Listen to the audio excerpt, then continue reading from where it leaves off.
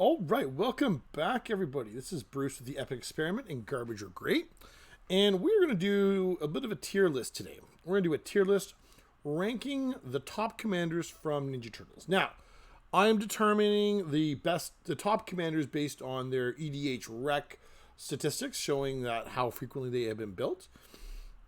And if you wanted to check that out, that is available on the EDH rec website. You can see for yourself. But then in terms of judging them and sort of asserting what they can do and whatnot, I'm having to base a lot of my evidence on playing them in Brawl, because it's not really viable to play all these commanders as commanders in Commander unless you've built them all, right? Then that's really difficult to do. There's a lot of great commanders from this set. I have to say I've been very pleasantly surprised at how quality the set was done and how many useful and interesting cards there are to build with. Now, why are we doing this now? And I'm doing this now because at this point we have had an opportunity to experiment with the cards, have a good chance to play with them, and with Strixhaven just around the corner, the bulk of us are going to be transitioning our attention into what's happening with Strixhaven. But there's still an awful lot of interesting space to be explored for Commander and Singleton formats with the Ninja Turtles set. So I think it's worth our while, even if, not a lot of people are interested. But if you're somebody out there that likes the Ninja Turtle product and there might be more of these you want to build, maybe this helps you prioritize a little bit towards what you would like to build. All right, so let's get going. Now, the S through D sort of is, the S being, terrific, in most scenarios, can probably lend itself to, perhaps the most powerful of builds out here. These would be your S, and A are good, or, excellent commanders that are going to be things that you want to play with. B are good, solid commanders that are, role players that allow you to play an interesting or unique deck. C's are going to be, viable. They're viable commanders. You can play them. Their ceiling is usually limited in many respects. And D's, well, I don't think we're going to see too many D's today because those are probably the commanders that are lower down on that list rather than the top ones. But let's get started. Here's a great example. We have Casey Jones Vigilante. So 1 red for a 4/3 legendary creature, human berserker. When Casey Jones enters, draw 3 cards. At the beginning of your next upkeep, discard 3 cards at random. Now, I would have to say, this sort of build lends itself to a very sort of aggressive mono-red take, which is fine. And in Brawl, that has a certain degree of applicability. In one-on-one formats, this sort of card plays much better because of the fact you have the capacity to overwhelm one opponent and use up all those cards before your opponent gets their turn. However, when you're playing in a multiple player format, if you're playing Commander, I would be looking to shy away from Casey Jones because of the fact what ends up happening frequently is that you just can't use the resources fast enough because in a bigger game, you're playing more things geared towards a middle stage of the game. And if you do go for this all-out early assertion, like we're going to go do the thing, you might find that you run out of cards, just resources in your hand available to use. So while Casey Jones can be good to refill that temporarily, you end up losing a lot of value unless you can redeploy all those cards. So I would consequently be looking to keep this. This is probably not a B commander in Commander. In Brawl, it might be. I haven't seen it too frequently, but I have seen it and it has been potent. But I would probably have this as a C because of the fact that the discard drawback to it is a real cost and is something that was going to keep people away from it and really hamstring you in the end. So I'm going to move Casey Jones into the C realm. Maybe there are people out there that disagree with me, but that's sort of how I approach it. Next, we have one that I've played here on the channel. If you want to see it, it is elsewhere. You can find Bebop and Rocksteady as a Brawl commander. So you have 1 and a Golgari, and for a 7/5 legendary creature, Boar Rhino Mutant.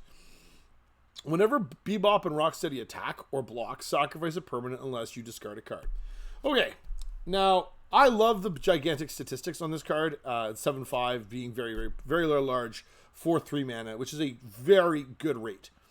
The dilemma I run into is this drawback on the card, where for it to be an effective card to attack or block with, you need to have things that you're prepared to sacrifice. If you do not have sacrifice things or cards you wish to discard, Bebop and Rocksteady largely fall flat. So my experience was that while you could do very well and is a very viable commander, I'm of the opinion Bebop and Rocksteady, because of that drawback being pretty prohibitive, it's probably a C as well. Yes, you can build it. Yes, it's okay. You can do the thing. I would probably put this in a deck where if I can generate tokens and then I drop my big expensive creature. So it's maybe something like Varol's or some sort of black-green token-y deck where you're going to have things that you can sacrifice or you're prepared to do so. So, Bebop and Rocksteady, I would also probably have as a C because I do think it's a little limiting. The fact that it also doesn't have trample is also a big deal. Next up, we have Krang and Shredder. So 4 and a Dimir for a 6/7 legendary creature, Utrum Human Ninja. Whenever Krang and Shredder enter or attack, each opponent exiles cards to the top of their library until they exile a non-land card. And then the disappear clause at the beginning of your end step. If a permanent left the battlefield under your control this turn, you may cast a card exile with Krang and Shredder without paying its mana cost. So, this looks like a really interesting commander because I do enjoy stealing things off the top of my opponent's decks. And it is a very chunky body if you can get it down, so you probably use it to stabilize the board.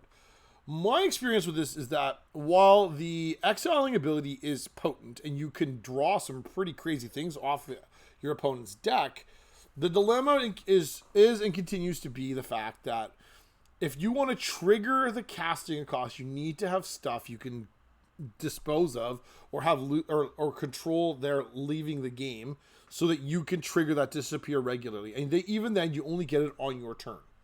So my experience was that this was quite underwhelming. And what my deck turned into was more of like a Blink style deck where I was looking to Blink, Krang, and Shredder repeatedly to exile a number of cards off my opponent's deck. But I would almost rather do something to like Gyruda, which plays in a similar space. It is also Dimir. It also sort of quasi mills off your opponent's deck and steals things off of the best creature with an even mana cost. So I would rather do Gyruda than Krang and Shredder because it's just a more reliable hit than this. I'm not going to say this isn't interesting. This is an interesting commander, and I enjoyed the challenge of trying to get it to trigger. I found the best way to trigger the disappear would be with tokens like treasures or ooze tokens, the mutagen tokens, but I would probably put this as a C as well, just because it's tricky to try and get that to line up for you properly. All right, next we have Dark Leo and Shredder. So another one I have played here on the channel, black and a white for a 1/3 legendary creature, Mutant Ninja Turtle Human. And Sneak for a white and a black. Attacking ninjas you control have Death Touch. Whenever Dark Leo and Shredder deal combat damage to a player, create a 1/1 black ninja creature token. Then if you control 5 or more ninjas, that player loses half their life rounded up. So, this is a good deal better, and I like it because the casting cost is so much more favorable. At a single 2 mana to get a creature, that has a pretty potent ability is pretty great. I have to say the sneak ability is quite handy. If you have a flying creature, the one I tended to utilize would be like a fairy token or some sort of, there was a Nurturing Pixie was one that I kind of liked because you could replay it. Anyway, you could do some fun things, and the Death Touch on it makes it really difficult for your opponents to really want to tangle with it. Now, in Commander, I can see this being good. There's lots of good black ninjas that you can lean into to make this be pretty interesting. In Brawl, this is I found it quite good. You could do quite a number of things, and there were other tools you could play with it. So I liked Dark Leo and Shredder. I would not say it is a super good commander. I would say it's probably a B level commander. It is strong. It does good things. You can have good results with it. You need to build your deck in such a way to maximize what you're doing. So playing as many of the ninjas as you can to try and maximize that ninja clause at the bottom. But it's strong commander, very reasonable. I would put it at about a B. Okay, next we have Raph and Mikey, Troublemakers. So 5 and then a Gruul and a Gruul. So green-red hybrid for a 7/7 legendary creature mutant ninja turtle with trample and haste. Whenever Raph and Mikey attack, reveal cards at the top of your library until you reveal a creature card. Put that card onto the battlefield, tapped and attacking, and the rest on the bottom of your library in a random order. I thought this was going to be poorer than it was. This ends up being really, really very good. 7 mana is a lot. But there's enough ramp in green and red and between artifacts that you could probably get Raph and Mikey down pretty readily. And then the moment it starts turning sideways, you're dropping gigantic creatures onto the battlefield. Eldrazi or gigantic artifacts and all sorts of other nonsense. Meaning Raph and Mikey kind of play in a similar space to the value accrued off an Atali. So you're going to get, it's not the same. I know it's not the same. But you can do some of the similar things, or maybe like a polymorph sort of style, like the red polymorph decks you can find. In Brawl, this was excellent, and I played this all the time, and people are very excited to build it. In Commander, I have seen gameplay videos where this is probably bordering on a CEDH list. Maybe not exactly, but the mana savings you can generate is significant. It might be a different story if it had a clause whereby the creature you cheated into play disappears, kind of like a sneak attack, but that's not what happens. You get to keep the thing, and it's pretty wild. So this one for me is an S tier commander. This thing is kind of crazy, and a big fan of it. Okay, Krang, Utrum Warlord, 9 mana for a 9/9 legendary artifact creature, Utrum Robot, flying, trample, indestructible, haste. Other artifact creatures you control have flying, trample, indestructible, and haste. I am kind of the opinion that this is an A-level commander because I feel like colorless artifact decks like this, or just colorless decks like this, lean into all the artifact ramp you can find. And both in Commander and in Brawl, this thing is very potent. The fact that it also plays really, really well with Ugin from Dragonstorm, Tarkir Dragonstorm, is a huge thing. It plays with all the Ugins really well. The 6-mana Ugin from War of the Spark makes your colorless spells cost less. The Ugin from Dragonstorm exiles your opponent's board when you play artifacts and colorless things. It just sort of leans itself all in the same direction. I feel like it's really, really strong and really hard to deal with. In Brawl, it's very difficult to tackle. I haven't seen it on paper in Commander yet, but it is a very desirable target to try and get into play, because then it feels like you're having a Chroma's Monument come into play and just everybody's getting demolished by this large artifact stuff. So I'm going to put Krang and Utrum Warlord at an A. I think it's very good and impressed. Donatello, Mutant Mechanic, 3 and a blue for a 3/5 legendary creature, Mutant Ninja Turtle. Tap, put 3+1 counters on target artifact you control. If it isn't a creature, it becomes a 0/0 robot creature in addition to its other types. Activate only as a sorcery. Whenever an artifact you control is put into the graveyard from the battlefield, if it had counters on it, put those counters on up to one target artifact or creature you control.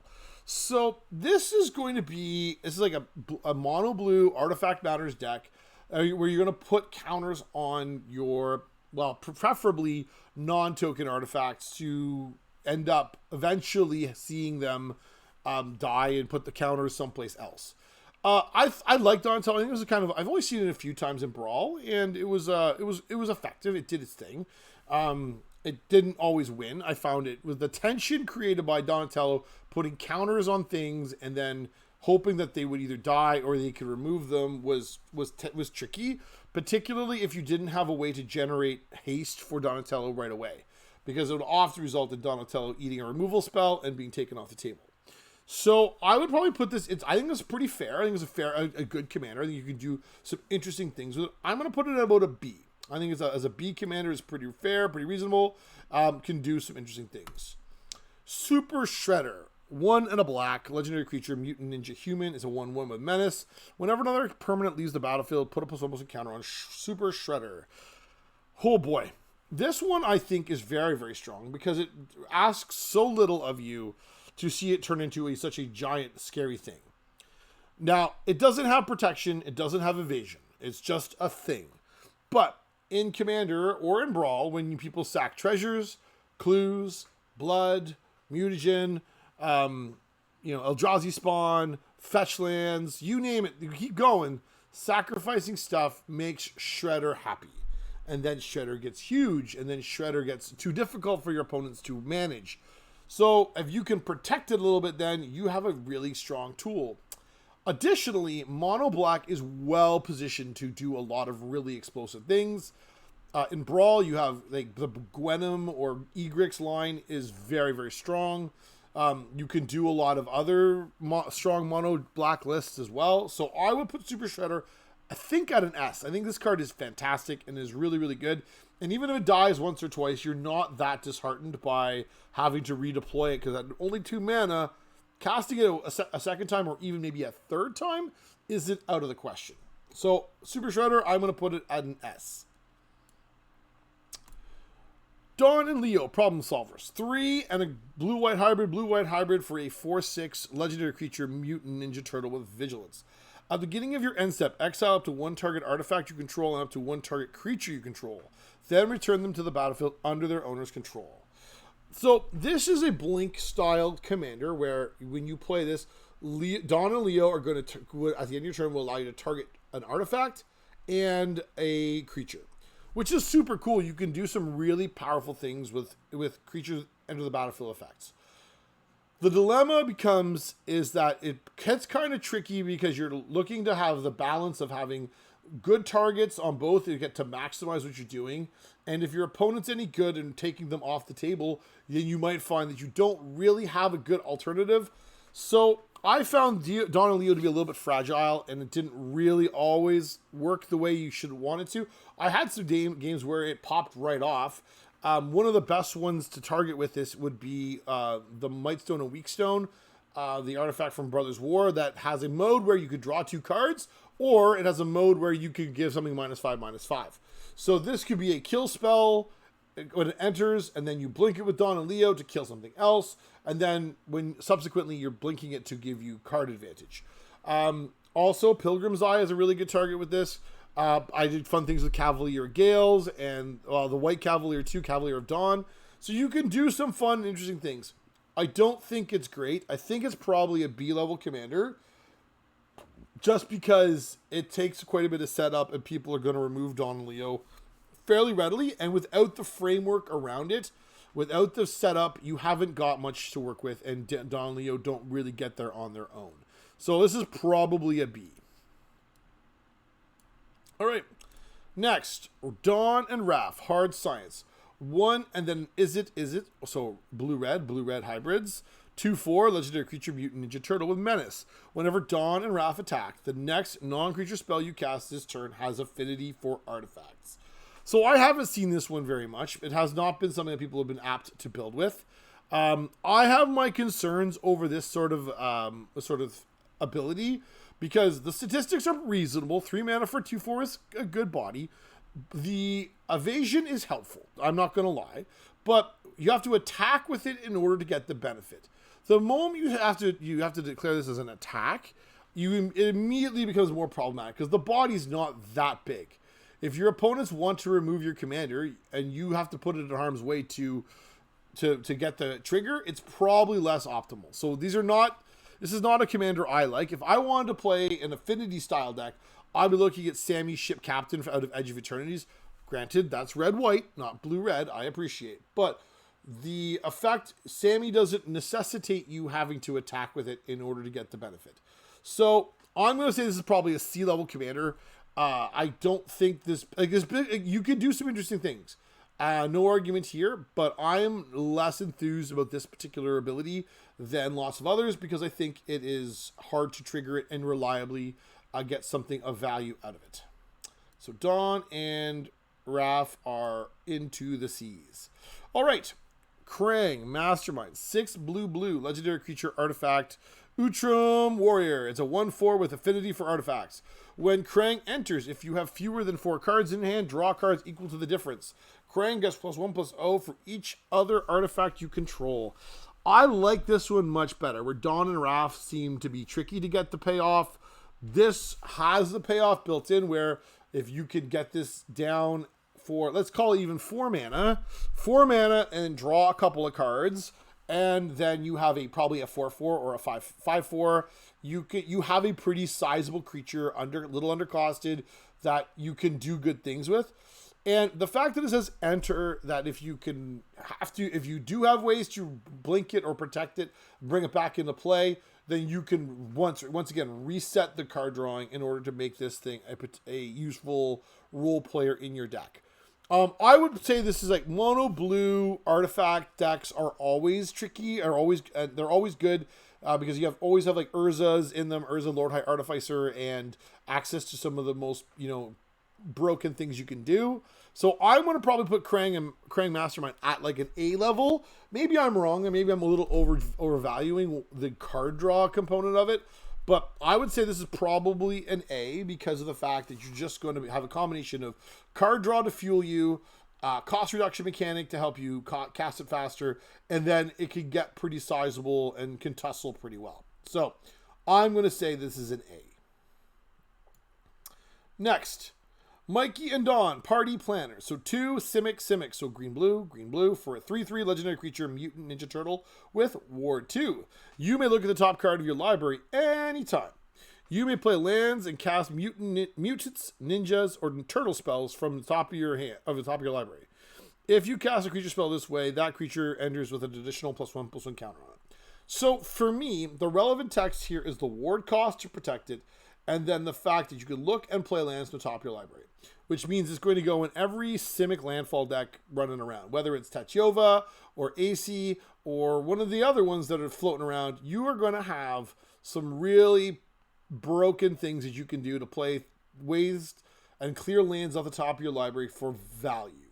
So for that reason alone, and playing in that sort of shell, which is quite robust, and you're going to do a lot of powerful things, I think Mikey and Dawn, they're probably B-level commanders.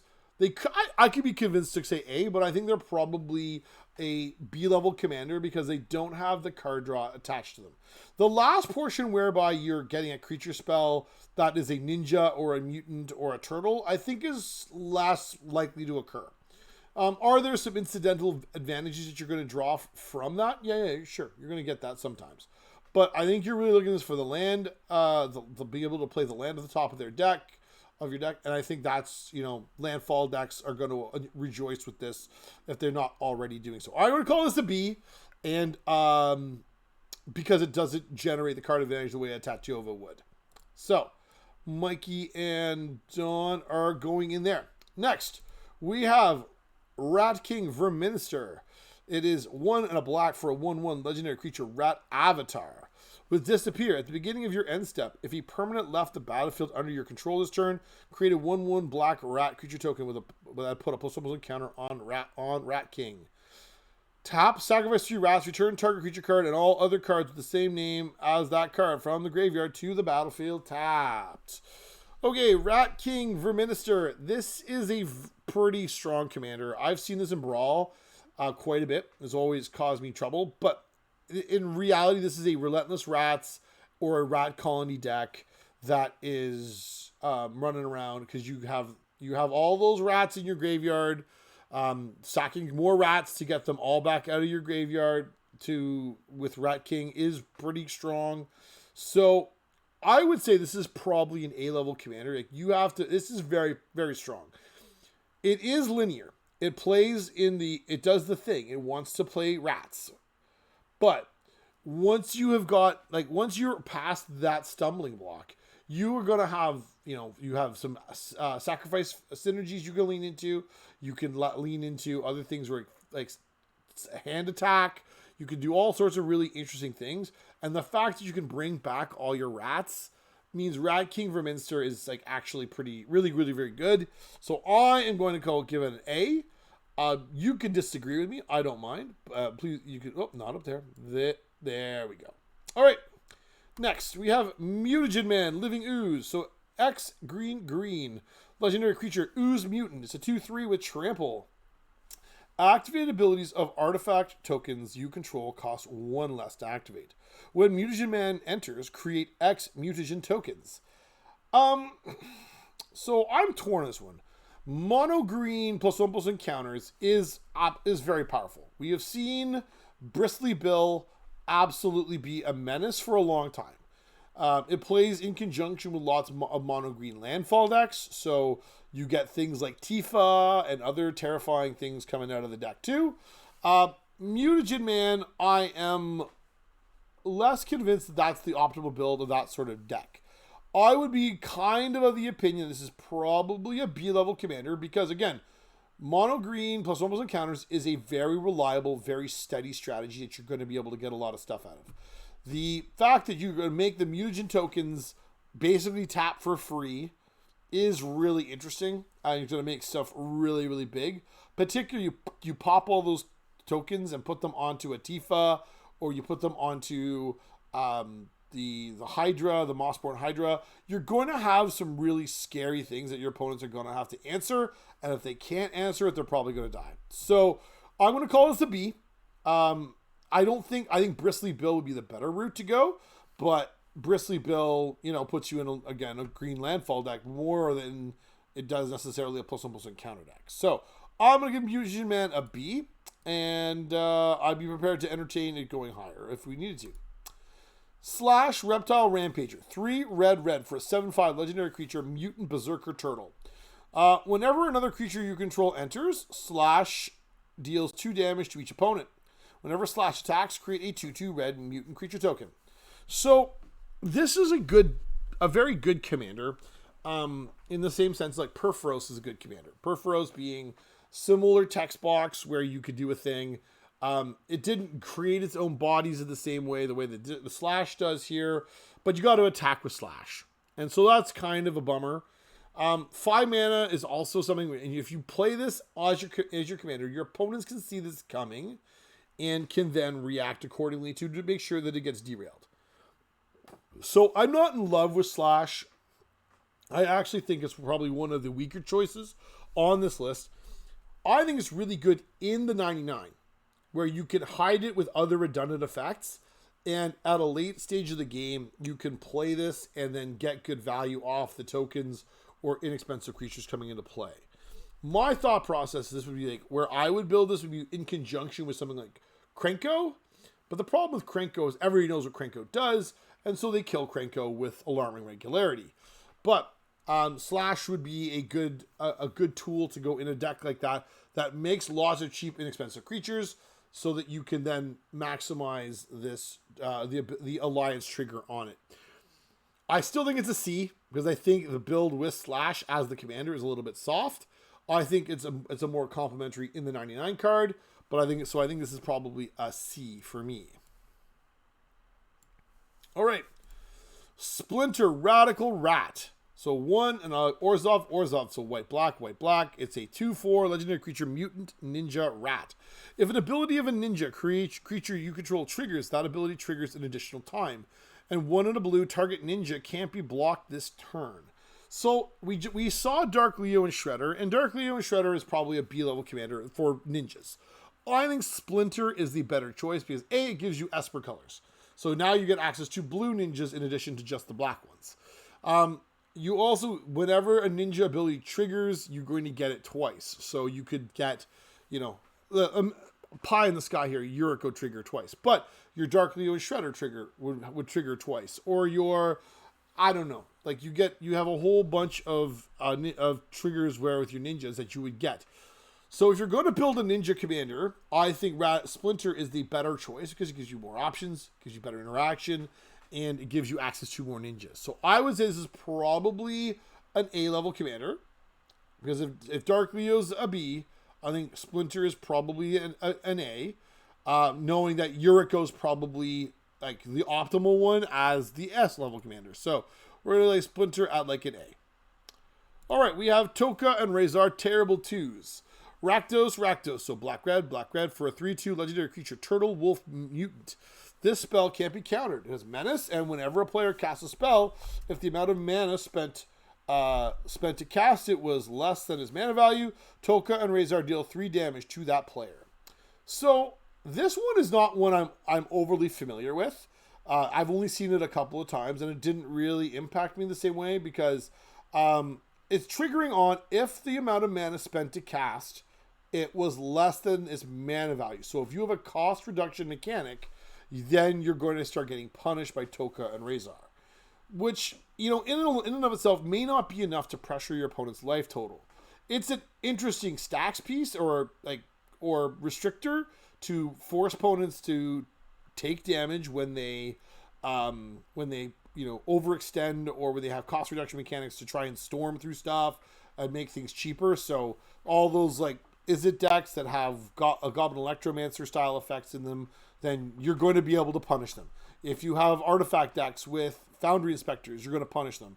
But not every deck runs those, and it feels like it's kind of a niche ability. Yes, other decks have them from time to time, but I don't think it's as prevalent as you might think. So the rest of the build needs to support that quite prominently to help get everybody dead. So I'm of the opinion Toka and Razor is probably a C. Maybe I'm wrong, but I think it's like a C because I just don't think it exerts enough pressure or enough of a deterrent to derail your opponents. And the body then doesn't exert enough pressure to keep your opponent's life totals lower, so that they really have to make a choice about being able to play the game. So I think Toka and Razor, we're going to a C level commander. And last but not least, Madame Null, Power Broker 2 and a black for a legendary creature, Demon Advisor. She is a 1/3 with Death Touch. Whenever another creature you control enters, you may pay life equal to its power. If you do, put that many +1/+1 counters on it. So this is kind of a neat ability whereby you should say you have a creature that is a 3/3. I'd say, for argument's sake, you could pay 3 life and you put 3+3+1 counters on, making it a 6/6. That's pretty good. The dilemma I run into here is that your life points are limited, and you can get into the problem of spending an awful lot of life points very quickly with Madame Null. If you've played Gwenum or Egrix or Bolus' Citadel or Ad Nauseam or any of these effects where you start using your life points as a resource, you could very quickly run out of life points and die very readily. So I like Madame Null. I think she's interesting. The problem is she doesn't generate card advantage for you. She just makes your board bigger. So when you get wiped up in a Wrath, it's difficult for you to recover because you haven't had the cards to replace the ones you've already deployed. So I think she's probably a B. I think using your life points to make 3/3s into 6/6s and 4/4s into 8/8s sounds pretty appealing, and you might smash some people pretty dead pretty quick. But I do have my reservations around Madame Null. Just generally, I think she's probably a bit tricky to use, and I would probably call her a B level commander. All right, there we have our tier list. We got 2 as S's, 4 as A's, and then 6 as B's and C's apiece, which is probably about right, frankly, for most groupings of cards like this. So there we have it. Do you or do you not agree with me? Let me know down below in the comments, because you're more than welcome to check it out. I would love to hear from you guys. What did I miss? What did I overvalue? What did I undervalue? What commander did I forget entirely that should be on this list?